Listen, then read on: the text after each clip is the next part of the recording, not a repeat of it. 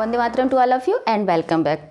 आज हम आप सबको अपने तहे दिल से आपको बधाई देना चाहते हैं और आपका आभार व्यक्त करना चाहते हैं, क्योंकि बहुत जल्द ही हमारे आप फैमिली में हमारा परिवार बन चुके हैं। क्योंकि हमारे सब्सक्राइबर्स 1000 हो चुके हैं। इसलिए आप सभी सब्सक्राइबर को हमारा बहुत बहुत धन्यवाद। अब मैं आशा करती हूँ कि आप हमारे वीडियो को लगातार देखिए और देख करके हमारे वीडियो का व्यू टाइम भी बढ़ाइए, जिससे हमें आगे भी सक्सेस मिलती रहे।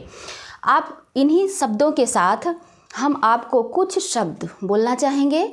वो है Thomas Alva Edison said, our greatest weakest lies to give up, the most certain way to succeed is always to try just more time.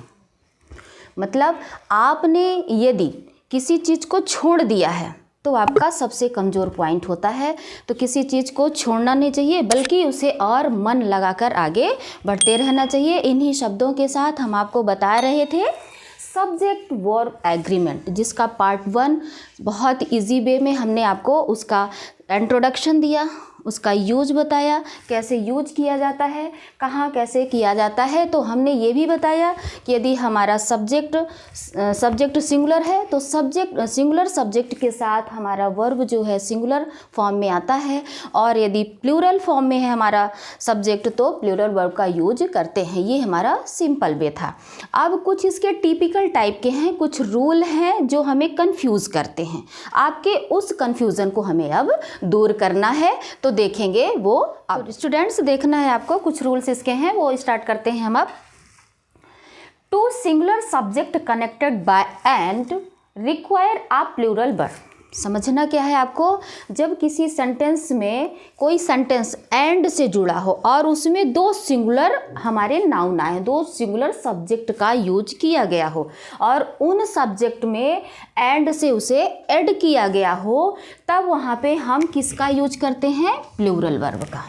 वहाँ पे प्लूरल वर्ब का यूज किया जाता है as he and she are dancing, playing are playing.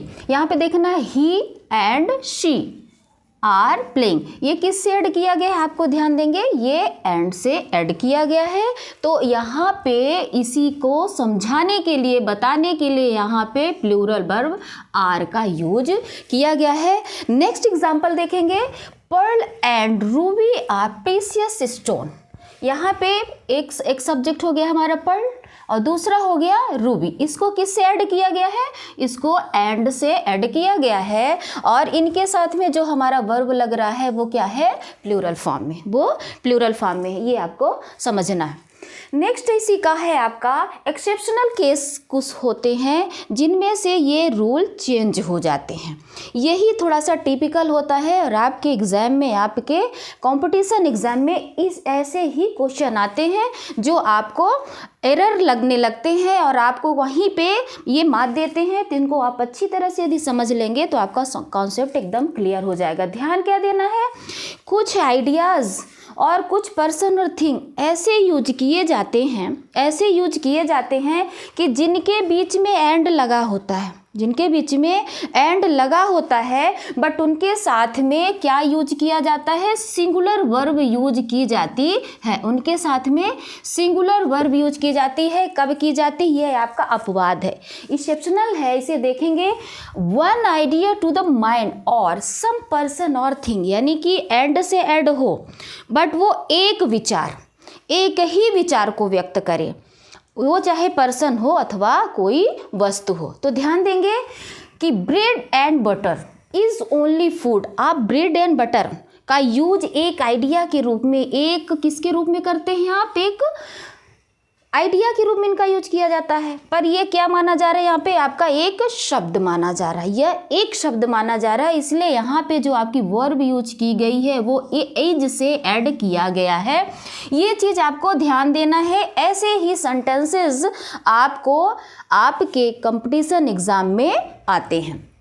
Next है time and Tide. हमेशा आपको time and Tide दोनों जोड़े में यूज करते नजर आएंगे, बट इसको यदि देखा जाए तो यह क्या माना जाता है, यह एक वर्ड माना जाता है, एक विचार, एक आइडिया माना जाता है। इसलिए इनके साथ में time and tide waits for no one, ये किसी का वेट नहीं करते। यहाँ पे वेट्स देखेंगे, इसमें एस लगा है, क्रिया को यानी वर्ब को सिंगुलर फॉर्म बनाया गया है, इनके साथ में ये यूज किया गया है।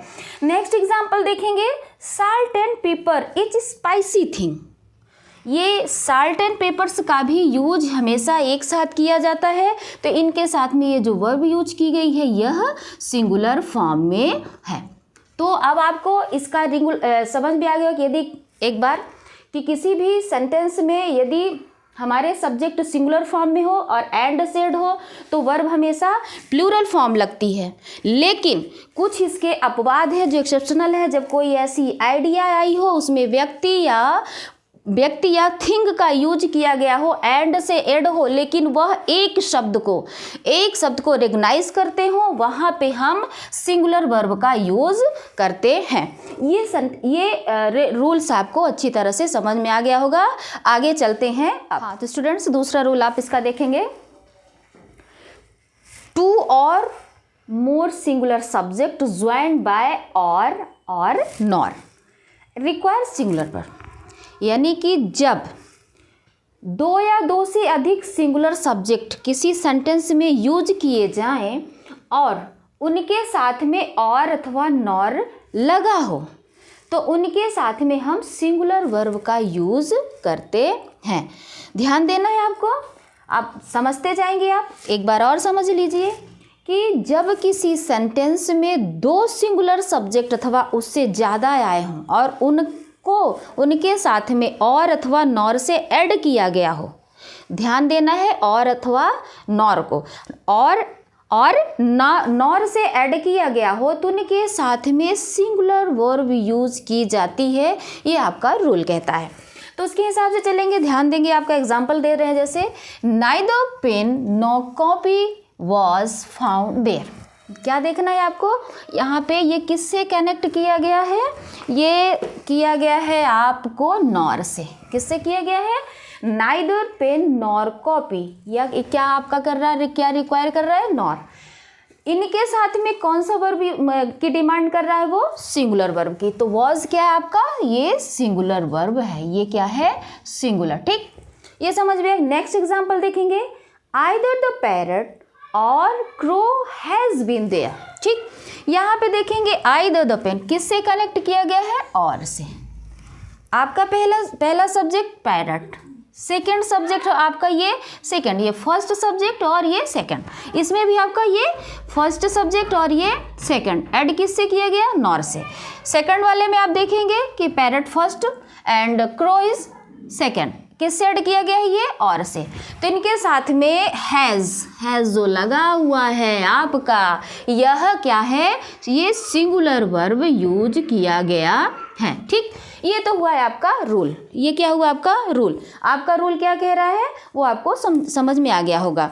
अब चलते हैं इसके एक्सेप्शनल में, जो ये चीज़ें मेन ध्यान देने वाली होती हैं कि हमें ये तो सिंपल सा सभी जान लेते हैं, सभी के दिमाग में भी आ जाता, सभी के माइंड में रहता है, लेकिन हम कंफ्यूज कहाँ होते हैं, कंफ्यूज होते हैं हम इसके एक्सेप्शन में। तो एक्सेप्शन को ध्यान में देंगे आप। यहाँ पे आपको क्या कहता है कि जब किसी सेंटेंस में और नॉर का यूज किया गया हो, क्या किया गया, कुछ ऐसे भी आते हैं और नॉर का यूज किया गया हो, लेकिन जो आपका सेकेंड सब्जेक्ट है, सेकेंड सब्जेक्ट आपका प्लूरल हो, किसी सेंटेंस में और नॉर का यूज किया गया हो बट उसका सेकेंड सब्जेक्ट क्या हो, प्लूरल हो। तो प्लूरल यदि है तो हमको उसके साथ में प्लूरल वर्ब का यूज करना पड़ता है। तो ये आप थोड़ा सा चार्ट के रूप में, यदि हमारा सेकेंड सब्जेक्ट प्लूरल फॉर्म में है तो उसके साथ में हम प्लूरल वर्ब का यूज करेंगे। ध्यान देंगे, एज इसके एग्जाम्पल में जाएंगे, neither the principal nor teachers are present. ठीक, क्या ध्यान देना है कि आपका फर्स्ट सब्जेक्ट जो क्या है, सिंगुलर है, ठीक है ना, फर्स्ट सब्जेक्ट क्या है, सिंगुलर, एंड सेकंड क्या है आपका, प्लूरल। ठीक, सेकंड सब्जेक्ट क्या है, प्लूरल। ऐड किससे है आपका, नॉर से। ऐड किससे है, नॉर से। तो भी इसके साथ में प्लूरल वर्ब का यूज किया गया है। प्लूरल वर्ब का यूज क्यों किया गया है कि ध्यान देना है आपको कि इसका जो हमारा कॉन्सेप्ट है, इसका जो अपवाद है, वो कहता है कि यदि हमारा सेकंड सब्जेक्ट प्लूरल होगा तो उसके साथ में वर्ब भी प्लूरल फॉर्म की लगेगी। तो अब आपको एक बार पुनः इसका हम रिवीजन कर देते हैं। रूल कहता है आपका कि दो सब्जेक्ट हों और दोनों सब्जेक्ट को हम किससे ऐड किए हों, और या नॉर से, तो वर्ब हमेशा उसके साथ में सिंगुलर यूज की जाती है। लेकिन इसका अपवाद है, एक्सेप्शन है, वो कहता है कि यदि पहला हमारा सिंगुलर वर्ब हो और दूसरा प्लूरल हो, तो पहला सब्जेक्ट सिंगुलर हो और दूसरा प्लूरल हो, तो उसके साथ में प्लूरल वर्ब का यूज करते हैं। अब आशा करते हैं कि आपको हमारा ये सेशन समझ में आ गया होगा। इसके अभी और सारे रूल हैं जो नेक्स्ट सेशन में बताया जाएगा। ध्यान से देखते रहिएगा, सब्सक्राइब भी करते रहिएगा, वीडियो को पूरा का पूरा समझने का प्रयास करते रहिएगा, क्योंकि नेक्स्ट अब आपकी परीक्षाएं भी आने वाली हैं, तो उसी हिसाब से तैयारी करवाई जा रही है। For watching this video, thank you so much.